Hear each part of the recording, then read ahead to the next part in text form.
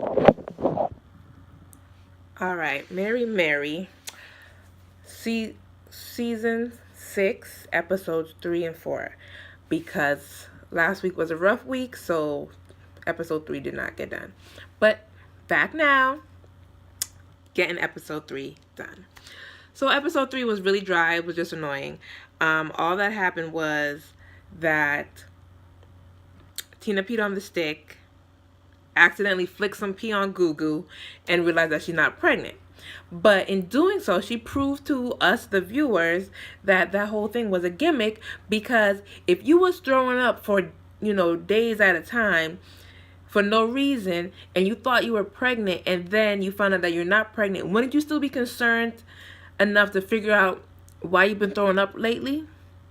But no, like, after she found out she was pregnant, the story just ended right there. Like, there was no follow-up. So clearly that means that this was just a gimmick to get us to watch. And, like, you didn't need to do that, because I don't think you having a pregnancy scare is entertainment. Like, to me, that's just, like, reckless and dumb. Anyway, they show Warren as a pastor at his church, California Worship Center. And it's cool. And I like that, like, even though they're, like, gospel celebrities and, like, the elite, they are, like, for those of us who come from smaller churches, like, they represent, like, the grassroots effort. Like, they are obviously having church in, like, a school auditorium or something, because, like, you see, like, different colored tile on the floor, and then there's, like a stage and all of that. So, like, clearly, like, they're just renting a space or using, like, some space that maybe if they did buy it, it's just it is what it was before. Like, they didn't have time to, like, redo the whole thing and make it look like a cathedral. Like, they're having church in an auditorium, and I feel like that's realistic, that's classic, like, we just started a new ministry, this is where we at type of thing. And I thought that was really cool. Tina and Teddy end up counseling Benzino and his girlfriend. I don't watch any of the Love and Hip Hop anything, so I don't know what her name is. But anyway, Benzino and this woman are engaged. They have a young son, apparently. And they broke up because Benzino was cheating.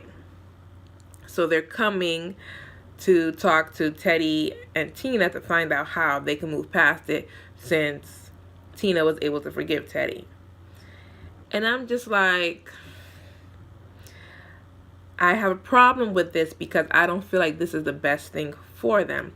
Because to me, Tina and Teddy are not counseling them. They're not giving them practical steps to move forward, nor did they show anything where we tried to dive into how the relationship broke down in the first place. All they're doing is saying, like, God loves you, and, like, if you be the woman God called you to be, or the man that God called you to be, this is all gonna work out. And I'm just like, that's great. God loves us all. If we include God in our decisions, yes, things go better for us. But because we are imperfect people, we foul things up. We mess up. So you need to show us how to fix things. God, like, even a little child, even an innocent little child, like, before they even understand the concept of right and wrong, they know that if they break something, to be like, I don't know what happened. Like, they will lie. And it's, you have to, like, actually teach them lying is wrong. It hurts people's feelings. What repercussions happen to it. Because even in their innocence, even in their purity, they still be like, well, I feel like something bad was going to happen, so I didn't tell the truth. So how are you going to tell this man who has already hurt somebody, who knows if the side chick ain't hurt too, and you're just going to be like, oh, just be the man God called you to be? No, how do you fix what you just broke? They didn't do none of that. So to me, that's dumb. And again, like, these things are nonsensical. Like, I don't get that. Like, I believe you take the gospel and you take practicality as well. Like, you pray that God parts the Red Sea, but you remember that when the Egyptians left, They, like, when the Israelites left Egypt, they also packed some bags. Like, they didn't just leave out, like, and say, oh, God gonna take care of everything. Nah, they went and packed their bags. They took all their stuff and borrowed some stuff from the Egyptians that they knew they was never gonna give back. Was like, hey, let me hold this, and I ain't gonna see you never no more. But they still, like, they carry things with them. So you need to prepare for the journey you gonna go on. Yeah, you're gonna hit a roadblock and then you're gonna be like, Jesus, come in on this part. But you still need to carry some things into it while you go. But that's just me, I guess. Ain't nobody else think about that. They just gonna call on the Lord. That's their business. What else had happened? Mary's supposed to work on a new album. Ain't nobody trying to write no song.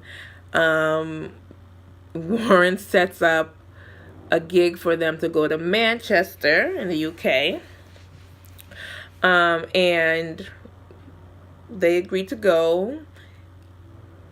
And then Tina agrees to go to another trip the day before without talking to Erica, which is in Kenya. Erica is mad because she'll be traveling on her anniversary day, because since Tina already gave the yes, Erica didn't go ahead and say, like, okay, let's change that to a no. She just kept the yes, and they're agreeing to go. And I agree, like, it wouldn't have been me. I would have stood my ground and be like, hey, you didn't ask me, so I ain't got to be there. That could be a Tina Campbell show. Because Tina definitely, like, I felt bad in a previous season where, like, it was like Warren's 40th birthday or something, like, one of the big milestone birthdays, and they were having a party for him, and everything, and she was like, yeah, that's my anniversary, I'm not going. And she didn't go. And I felt like that was, like, girl, you could, like, you got money. You can switch your flight one day later and be good. Like, it won't hurt you. Like, if you and I have to do that, regular Joe Schmo people who know how to live on $70,000 a year, like, or less, like, let's be real. Yeah, that we're gonna feel that. We're gonna be like, dang, yo, I gotta to change the flight fee. Then I still have to pay for that night of hotel. I'm not gonna be there because even if I cancel it, they still gonna charge me one night's fee, so it don't make no sense. Like, yeah, but Tina got that. She could have done it, and she didn't. So if I was Erica, I would have been the petty princess, and I'd have been like, hey, since you took the call and you said yes, you can go. But Erica did it, and I don't know why. She agreed. I guess that's it. I think, though, they showed Goo for a little while. She's closing down her showroom in LA, probably because rent is too damn high. She said she's going to focus on other things, and I'm just like, what other things does Goo do besides styling? Like, I thought she did styling, and then as a side piece of doing styling, she did, like, commentary about, like, what to wear and what not to wear. But I didn't think she did anything else that wasn't related to clothes, but what do I know? So that was episode 3. So for episode 4, I'm looking to see if I wrote down, because, like, even though I just watched it, I feel like I need to stick to what I wrote, in case I forget something. So they say, they find out that Warren knew about Manchester, and they're like, oh, why didn't you say nothing, whatever. He's like, I forget what he gave, some stupid answer, but whatever. The bottom line was, he pointed out that Mary is getting paid less and less for gigs because they're not in high demand. They're not the hot new gospel artists anymore because they haven't put out an album in a long time. So, like, it's just like how Beyonce tickets is gonna be higher than, say, who ain't put out music in a long time, like, I don't want to go too old, like Ashanti tickets. Like, if, like, Ashanti got diehard fans or whatever, but if she has a concert date, it's going to be at a smaller venue for a lower price because she hasn't put out albums like that, recently. So it's just diehard fans. Just like New Edition always touring. People go see New Edition. But they're not gonna get the same money as the people that sing Bad and Bougie. What is their name? I don't even know. But anyway, so I thought that was a good point that he's pointing out. And they were just like, oh no, the fans still love us. The fans still love us. I'm like, yeah, they might love you because they like, sometimes the fans love you as a person. Like they just love you, but they have still moved on. Like somebody who used to buy an album probably now will only buy one single. You know what I'm saying? Like they're not gonna buy the whole thing because they know it's trash. But that's neither here nor there. Warren knew about the Manchester thing, but see how God works? He was trying to be sneaky and book that Manchester date. But when he booked that Manchester date, that gave the opening to be like, oh, we already traveling, and made Tina book the other date, which pushed him out of his own anniversary. See how God worked? But anyway, that's it. So Mary has a dance rehearsal, and Krista comes along because she doesn't go to school that particular day because apparently she's having a problem with a friend who I guess like had some special party at Magic Mountain or something and didn't invite her. So it looks real shady. And she doesn't know how to navigate it. And then Erica want to be like, well, do you want me to talk to the girl? And I'm just like, the hood is showing, because hood rat parents always be interjecting themselves into childhood fights, and like I felt like she was doing all wrong. Tina came in and for once was like a voice of reason to be like, hey, while we were growing up, we had a whole host of girlfriends, and girlfriends come and girlfriends go. But what you gotta know about is that no matter how they feel about you at that time, your personage is still whole and intact. You're still awesome. You're still great, whether they checking for you or not. And that was the bottom line. I felt like, yeah, leave with that. Don't be talking about, well, you want me to go down there and talk to her. You're not supposed to be talking to no little girl. Only your little girl. You're not supposed to go up there to the school and talk to nobody other little girl talking about why you ain't invite my daughter to Magic Mountain. Like, that's dumb. But like I said, they do a lot of weird things on this show that I don't agree with. And I'm just like, how did you guys get to become grown women and didn't learn these lessons? But whatever. So they're doing their rehearsal. A very short rehearsal because Tina gets overwhelmed. But I was also confused about this. Like, apparently they have a small amount of time before they go to this concert in Kenya. Yet, even though they haven't toured in a long time, they're already rusty, which we saw in a previous episode. They decide to change their dance moves and learn new moves. Why would you do that when you're rusty anyway? So it'd probably be hard for you to keep up with the old moves. Plus, you have a short time. Like, you don't have enough window to like put in that extra effort. But never, like I said, I don't get how they run business. I don't get it. I don't get it. So the rehearsal sucks. Tina gets overwhelmed. They leave.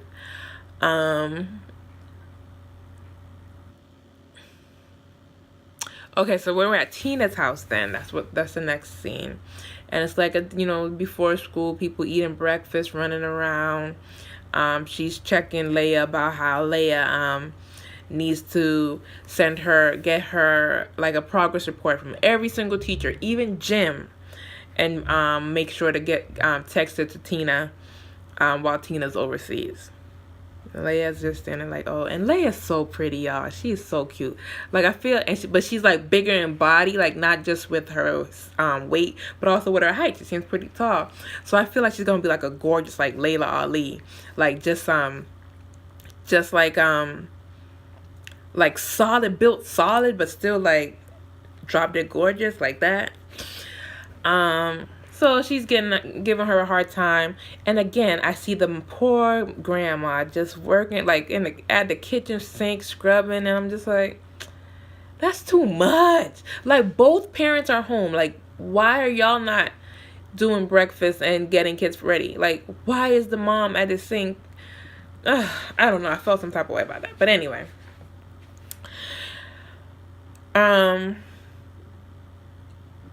the kids go off, with whoever drove them to school, because I don't know who it was, if it was the grandma or what. But, and Teddy and Tina are, in the kitchen as, Tina's sweeping up behind the breakfast crumbs or whatever. And she's telling Teddy, like, can you believe, like, Leia brought home a D and this and that. And I talked to her for 20 minutes about it, and she cannot bring that. Like, that's unacceptable, blah, blah, blah. And Teddy's like, well, she's like you. She gets overwhelmed when it's time to take tests. Like, the pressure gets to her, and then she underperforms. And she's like, oh, she ain't like me because I get it done, or something like that. And I'm just like, that's not the thing to say right now, but Tina. So then Teddy brings it all the way to another topic, and she's like, forget about the schoolwork. How about, I think why this is happening is because she's a little depressed. And she's like, don't speak that over her. I'm not speaking that over her life. I do not claim that for her. He's like, she's like, oh, she's just figuring herself out. And Teddy's like, you can call it whatever you want, but she is depressed. And, she broke down in my arms the other day. So I need you to give that attention. And I need you to be, like, understanding of that and not just talk about the D's. And I'm just like, I didn't feel like Tina was, like, receptive of it. And I feel like, why wouldn't you want to know what's causing your child to get D's if you know your child is not a D student? Like, if your child doesn't have, like, a disability, like like they never struggled before, there's no upset going on in your home life, and as far as like, them and all their homies at school are getting along, you should be like, okay, so what is changing to affect her grades this way? But Tina was just like, whatever. And I'm like, that's why people need two parents, because Teddy he doesn't run around with the kids and wipe noses and fix breakfast and do all that. But it seemed like he's the one to, like, nurture them, because, like, Tina's managing them. Like, she's worrying about homework, and she's worrying about who is getting syrup on the table and all that crap. And Teddy's just like, who needs hugs? Like, he's taking care of their spirit, and she ain't. So I guess that's the balance. And I think it's good that we see Teddy in that light, so we don't just see him as the cheater all the time and only as the cheater. So, like, and there was another scene, I think, like, when they were talking about, like, boyfriends and like, can she wear makeup to this one event? And I felt like, yeah, Teddy as a dad is a good thing. I don't know about the rest, but as a dad, he seems pretty with it. So I like that. So Tina and Erica go to another rehearsal, a different studio this time. This time they're rehearsing, like, I guess, more in depth. And Tina starts crying. And why she's crying, I'm not really sure. I guess over the fact that Teddy told her daughter may be depressed. I don't know. I wasn't clear on it. I was just like, really? Like, come on. But anyway, that was that. Then we move on to Goo, who's styling one of her friends from LA, who's also a rapper, and the woman is plus size like Goo, but apparently she was much larger because she said, like, she had gastric bypass and she's already lost 160 pounds, and that's a lot of weight, because that's my whole body. I'm heavy right now. I'm like 173, but technically that's my whole body, and I'm 5'6". So she was a big girl. And she's still a plus size girl, but, like, now she's like the cute plus size where, you have, your booby sitting up straight and your waist tucked in and your booty sticking out. So she's like, the curvy girl plus size, not just the overweight plus size. So it's cute. And she was saying, like, oh, like, she had the gastric bypass, and then when she was losing weight, she had all this extra skin, so she had, like, tummy tucks and other things to, like, take off the skin off of her. And Goo was like, she wants that because even though she is working out faithfully, and seeing the results of it, because she is losing weight, she says that, like, she got, like, a hangy skin by her belly that's just killing her, like, she can't bear to see it. And then she mentions, like, she has to, what did she say? She's running out of time to find a man. I'm like, girl. First of all, Goo is pretty. Goo is really pretty. And I really don't feel like the man that she finds is going to care about her little belly skin. Like, I really don't. I really don't. Because it ain't no secret. It ain't like Goo is going to come down to a size 6. Like, anybody who meets Goo is going to meet a plus size Goo. Because Goo looks good plus size. She's just going down a few sizes, but she's still going to be plus size. So they know they're going to meet a bigger girl. So they ain't going to be looking for your stomach to be that flat, like that perfect, that ready for the, like, you ain't got to be no Tiana Taylor. But, so I don't see why you're going to cut yourself up for it, but whatever. She want to find a man, so she trying to get her stomach all the way right. Go ahead. So she goes to the consultation. And she tells the man about her stomach. And the man says, okay, disrobe, I'll come back, we'll take a look at it. You know, he does what plastic surgeons always do. He tells you what he can do, and he draws marks where he will be slicing. So he does his stomach, and then she's like, you know, now she's like getting into it, and he's telling you like, oh, what can be done? She's like, oh, well, can you lift my boobs up too? He's like, sure. And then she sets her arms, which, you know, everybody always got some flabby parts to their arm. Much less big people. Like, you know, of course, if you lose weight, if you're bigger, those arms are gonna flap, because I don't know who really works on their arms. Like, I don't know. I feel like your arms are always gonna be doing that. But he says he can do the arms, you know, this and that. Fine. Get back dressed. We'll talk about what it's like for recovery. And apparently the friend that had the surgeries is still healing, and it's been like months. And for Goo to get the tummy tuck that she so desperately wants, she would have to go to like you get discharged from the hospital, but then you go to like another facility to for them to take care of you, because it's not good for you to be home yet. You're just not sick enough to be taken up a bed at the hospital. So she'd have to do that, and then there's a part where she'd have to be like bent forward to like not put strain on her muscles, because like they just pulled up everything, I guess. And then they said, this is the part that scared me, about she would have a drain in for like 4 days. So that scared me, because it's like, first of all, that's gross if like your body is just leaking like that. Secondly, that means the hole got to be big enough for water, for whatever it is to flow. Because if you have a small puncture, eventually the fluid that come out of your body is not pure water. So if something's leaking out of you, eventually like all the solutes in your blood, the minerals, the sugars, the fats, everything is gonna cause it to like cake up, and it's gonna stop. You might still be bleeding, but it ain't gonna be leaking out.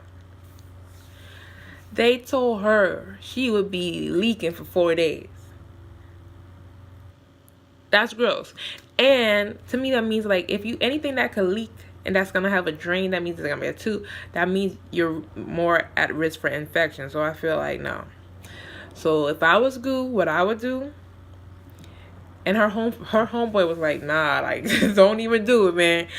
What I would do is I would say, do your arms, because then he didn't say nothing about them, that the arms having a drain, and then you could see how painful is it just for them to pull up my arms, which is less invasive, before I do my belly, which is very invasive. So yeah, like just see what they do with your arms first. That would be my suggestion, because Goo and her girdles look great to me, so I wouldn't even mess with that belly. Just keep using whatever girdle she uses. It works wonders. So go ahead and keep that going. So Mary is finally traveling to Kenya, and their flight is delayed dramatically by like 6 hours because their plane got 2 flat tires.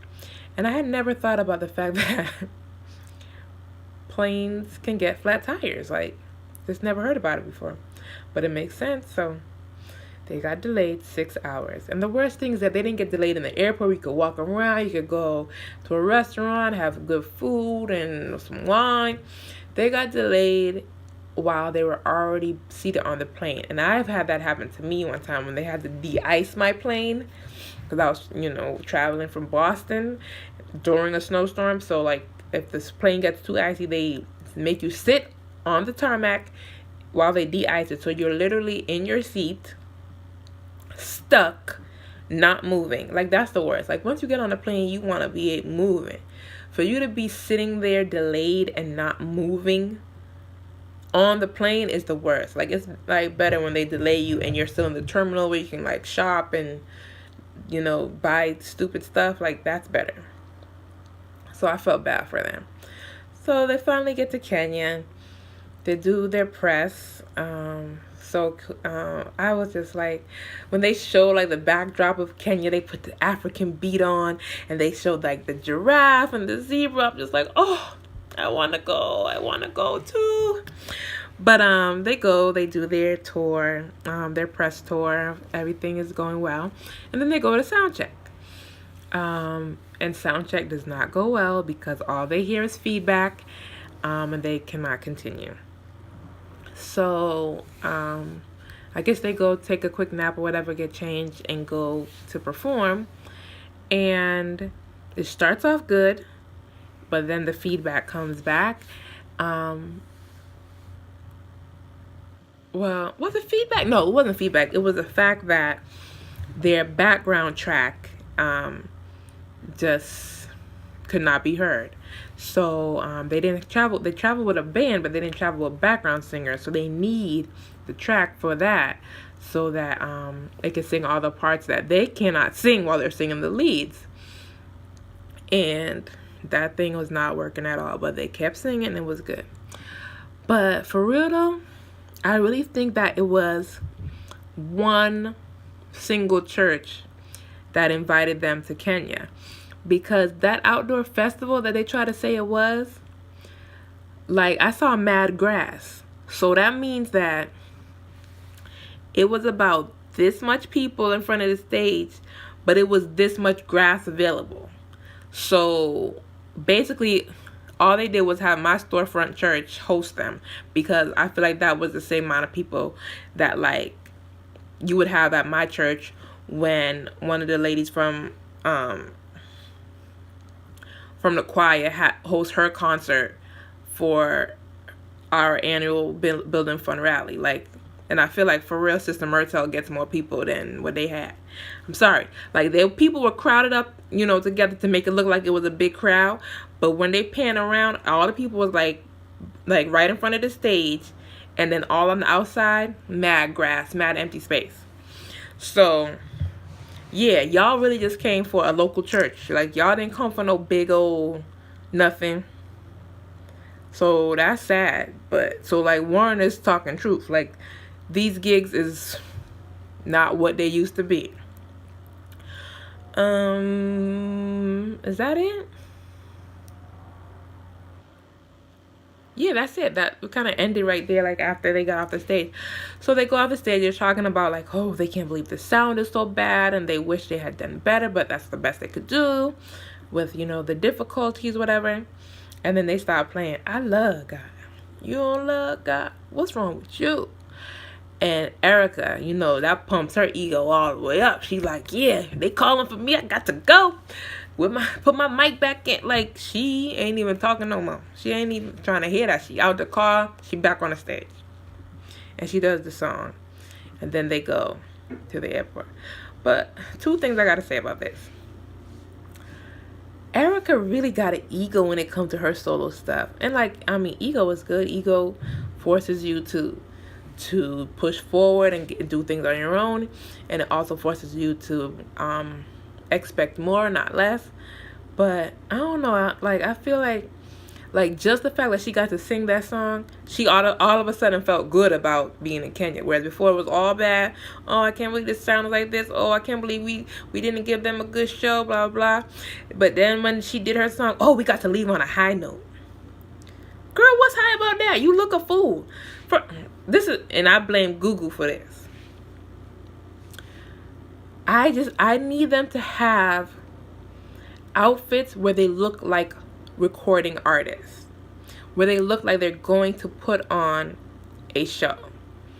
And I know, like, it ain't gotta be sexy and being the little like onesies like Beyonce be wearing, whatever, the little bodysuits that glitter and shine. You don't gotta do that. You could, but you ain't got to. You want to be modest. That's it. I feel like you should have on the illest jeans outfit, like some like chunky jewelry, a wig that gives me some type of funkiness to it, something different, like, to me, that made me feel like, wow, I'm here to see a show. Because what they had on looked like, especially Erica, she wanted to represent with the African print, great, but that blousey, just big and free, hanging, flowing, it looked like something that you just wear to brunch with your homegirl. Like, girl, brunch about to end at 2 o'clock. You up? And you just put that on. Like, I don't know. And then Tina looked like she was going to sing a solo at a prayer breakfast. Like, they did not look like they were going to put on a concert. They didn't. Like, when I saw Erica perform I Love God with that outfit on, that looked like she was about to just go to brunch. Like, that don't make no sense. Like I said, they don't be making sense. That's it. That's all that happened. Now they off. Now they racing against the clock to make it to, where they going? To Manchester. But I don't even know why they racing, because I thought they said their flight was canceled. So I guess I missed something. But that was Mary Mary, Season 6, Episode 4. Bye.